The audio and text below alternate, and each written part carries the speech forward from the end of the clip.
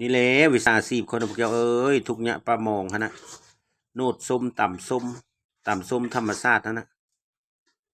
ส้มหมูนะเฮ็ดไปนั่นนี่แหล้วแต่ละมื้อแต่ละเว้นมีหาก็ไม่ได้กินแนวคนไม่ได้มีให้มีหน้าเนาะเอาดิหนังมันเผาแล้วก็เซน้ำเกลือแล้วก็ขูดออกแล้วก็ต้มบัดนี้นะมันเปื่อยแล้วเอามาซอยโนดซื้อกับเนื้อมันนะเนื้อหมูนะมันความมันแซ่บนะว่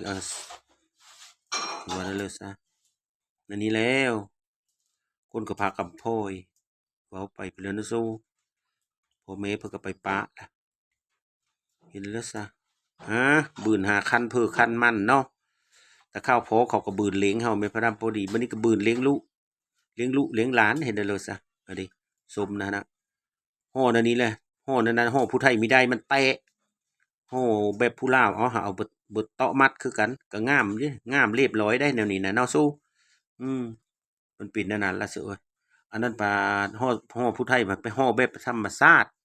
อันนี้ตีมอันนี้ยัดใส่กระตาเลยตีมใส่กระตาเหมือนนั้นกับถุงยางหนึงอันนี้อืมประมาณ100ปลายนี่แหละประมาณนี้แหละอันนี้เอออันนี้ก็หอยนะหอยน่ะได้10โล10โล10ไปโลมงนี้ละหอยนะ คือขายมื้ออื่นนี่นะพบกันเด้ออยู่ตลาดสวรรณเขตตรงกันกับมุกดาหารสวรรณเขตซิตรีมุกดาหารสวรรณเขตมุกดาหารข้อยก็อยู่คือมุกเนี่ยว่าจะเอามีได้ไก่ก็ได้แต่เฮิ้นค่อยไป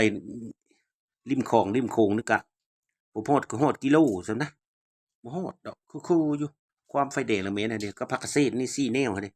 ผักเกษตรก็ทั้งซอมมันนะอ้อนมาอ้อนเว้าได้เลยซะอ้อนป๊อยๆ cho nênก็กินกับลาบปลาแล้วจังได๋นี่มันละแซ่บแท้ๆนะซึโอ้ยลาบปลาโกซ้ำโกลาบปลาแล้วเรียบร้อยแล้วลาบปลาอันกุ้มลาบสุกลาบแล้วก็โคให้มันสุกนะ